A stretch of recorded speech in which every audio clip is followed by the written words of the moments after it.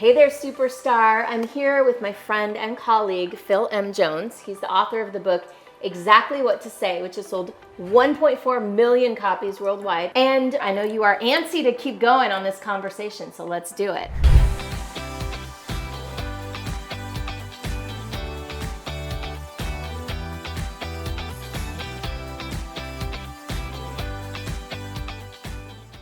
Let's just play with this for a second, because we've talked a lot about like how you can be $1 million speaker, yada, yada, yada. What about the reasons why you wouldn't choose a model? So if you think about your model of big back end, huge effort at the front end, etc., what are some of the downsides? What are some of the cons to being an approach a speaking business that way? Well, I'll never forget, I was on a panel for an NSA chapter, and a person who I will not name basically said, I don't want to work with clients. I don't like people after I've gotten off the stage. I don't want anything to do with them. I don't want anything to do. I just want to get on, do my thing, and leave.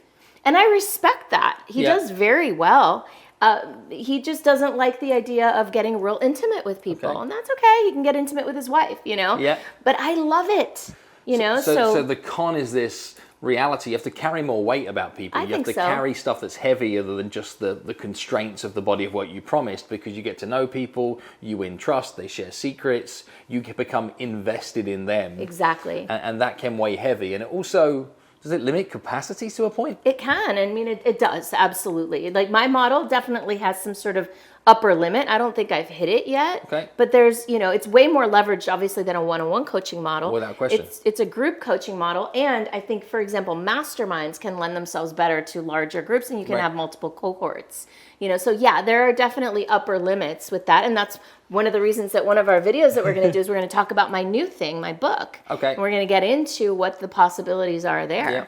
But yeah, I think there's definitely an upper limit there, and there's ways to bust through those, right? New models. What do you think? Well, I'm also intrigued just a little more on this from your point of view. Is what about like running events? You run retreats. Mm-hmm. That to me sounds like I've got to like do catering. I've got to book venues. Got to get it done in enough time. I've got to like deal with all these other external vendors. Mm-hmm. I've got all these different briefs. People are asking me where should I stay, who should I fly with, yada yada yada. Like I'm assuming that stuff happens and more.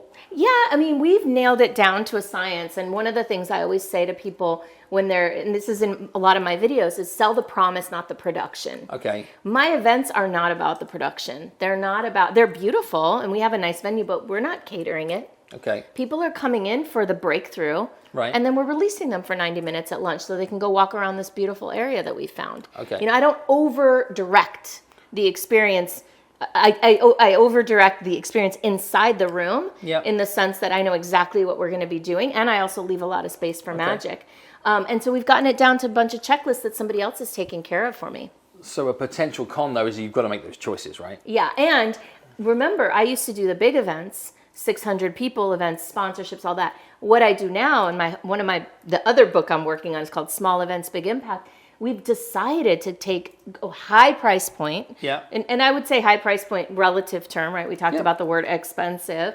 It's a boutique price point. Yeah. It's a premium price point for a much smaller experience. Okay, nice. So there are some downsides there. If I'm to think downsides of the keynote model. Yeah. A big one is that it's a lonely business. Yeah. Right? You don't travel with entourage very often. You are not part of the infrastructure of the organization that you've gone to be able to work with. More often than not, you're kept a secret and you're kept back from that organization until later, or worse, they ask you to go to pre-event dinners and drinks where the one question you're going to be asked on repeat is, what are you going to speak on? What are you going to speak on? What are you going to speak on? What are you going to speak on? Yeah. You just want to say wait till tomorrow, or like hopefully a stage, or any of those kind of answers. So the lonely journey is for real, and it impacts upon relationships, it impacts upon your health, it impacts upon your mental health in terms of where you're spending your time. Your family, Like when you open up your bag and you see 37 different room keys, you're like, hang on. And I got an email the other day from one of the major hotel groups that's like, congratulations, and you spent 1,000 nights in their hotel. Oh, wow. And I'm like, that's just one chain. Yeah, and that is 3 years. Yeah. So that's almost like, at this point in time, 7% of my life I've spent in one hotel chain's rooms that I remembered to give my membership number to, right? Yeah. So like you have to be conscious, like if that's the life you're choosing, do you want to choose that life, and how long do you want to choose it for? And what are you choosing it for? Like, what is this message that you're sharing? Because if it is just for standing ovations, which it's not for you, I know, and it is just to make the money, it's like, is it worth it? Right. Well, because it might be if you're really furthering a big mission and a message like you are. For sure. And what I would say is if it's just for the money, whew, definitely it's not. a heck no, because the cons add up to a point where the expense of that, if you just applied that effort somewhere else, you could almost certainly make more money. Not necessarily for the 60 minutes in stage, right? I'm paid like NBA player money and et cetera for that 60 minutes, but the stuff that sits around that in order to be able to do that is heavy lifting, and you can't have some of it, right? You've got to have all of it if you want all of it. That's right. So it takes that. And if there was another con of the keynote world is you're not allowed a bad day. No. Right? No. There are no off days. And you're feeling under the weather. Sorry. Too bad. We didn't pay for the second-rate version of you. No. Or you got other stuff going on in your personal life. Sorry. Like, that's not what we paid you to be able to do. You gotta be on. Yeah. And you gotta deliver, and you gotta be better than yesterday, and then you gotta get better again tomorrow.